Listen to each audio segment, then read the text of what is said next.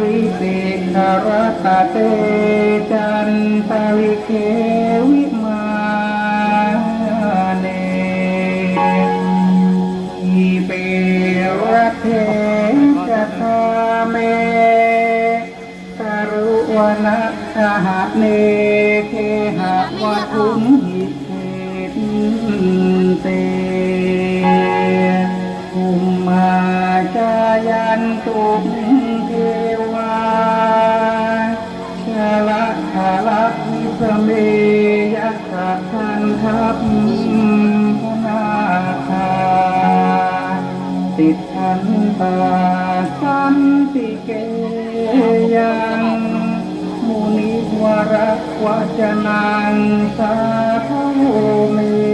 ตุนันตุธรรมัสสวนกาโลยัมพทันตาธรรมัสสวนกาโลยัมพทันตา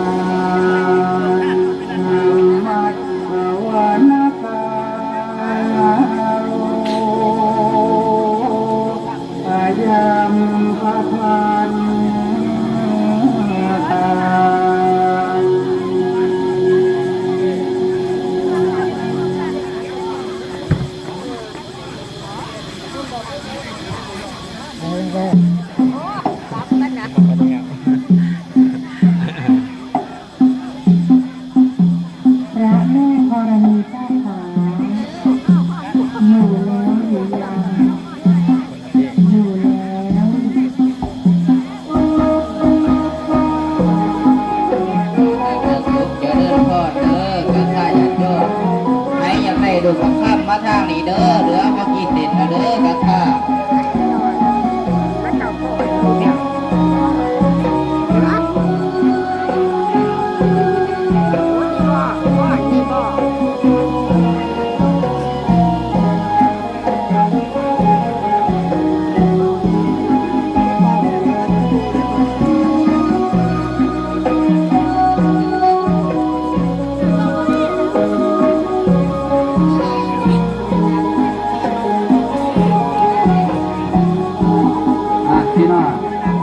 ขออนุญาตทำเรื่องโลกธาตุเหนียวหมูทอดอันนี้คุณแม่น้องเด็กขอได้เก็บหน้าเพื่อนของครอบครัวแม่อรดีบุรพญาครอบครัวแม่บุญเติมสอนศีลครอบครัวแม่ได้สอนศีลครอบครัวแม่จำเนียนได้ยาหาครอบครัวแม่ไม่ได้ท่านสูงครอบครัวผู้ชายท่านเพชรและท่านครอบครัวแม่มณีวันธนพัฒน์ครอบครัวแม่นิตกรสำนักเชื่อครอบครัวคุณผู้อยู่ภาควัดและท่านสามครอบครัวคุณแม่เทียบคนสวัสดิ์ครอบครัวคุณแม่แสนครอบครัวบ้านสว่างเป็นเจ้าภาพข้าวเหนียวหมูทอดทอดหน้าขอบคุณพี่น้อง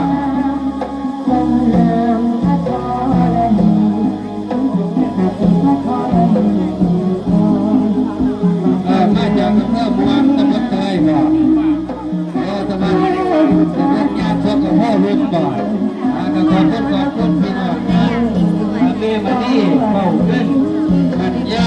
ชกกับพ่อรุ่นเพื่อมวง30จังหวัดอุบลราชธานีครับพี่น้องขอบคุณอาจารย์ครับอาจารย์สว่างประภาสสูเรื่องเป็นพระเป็นเจ้าข้าเอาใจแม่บอกครับพี่น้องเข้าหลายมันช่วยกันครับพี่น้องมาเรื่องพี่น้องให้กันอยู่บนที่นั่งรับมาพี่น้องมารับคนน้องดามาทำแย่อันนั้นทุกคนที่ของมาทุกคนได้พี่น้องเลยมาท่านกับท่านมีจำนวนจำกัดต่อยอดเพียงใช้100 บาท100จังไงต่อยอดเพียงใช้100รับถูกประทับไป1 เศษครับพี่น้องมาซอยกัน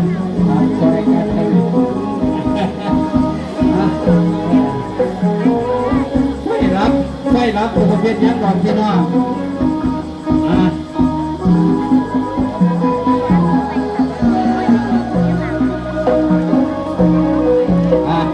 ซอยกันเด้อพี่น้องยัดซื้ออีหละ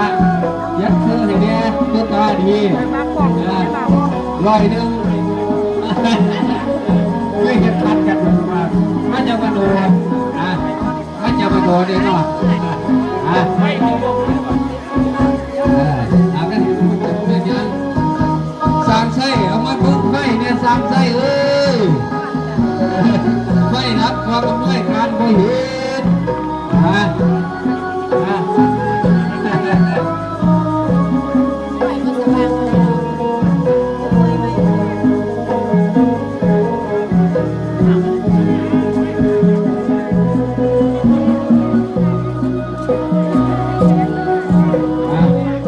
ประกาศทางไส้เด้อก็เบิ่งไฟความอำนวยการแน่ๆก็เห็นหง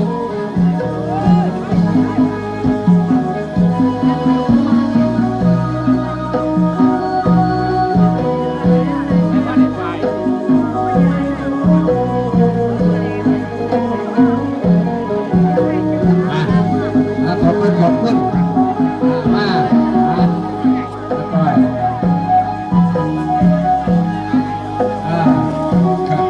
ทำอะไรไม่ด้วยนะลูกท่านเลิกตากันให้ไม่ด้วยไปลูกท่านบอกขนาดพิษถึงยาโสไม่เดินตัวยืนหง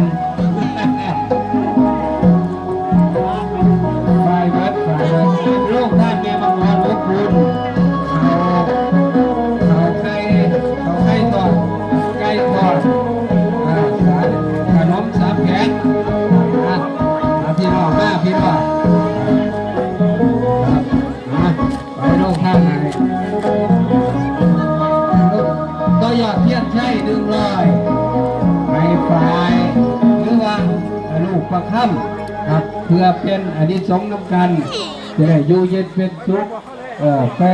หอยข้อหอยนารถหรือว่าไปจะไปเป็นตำรวจ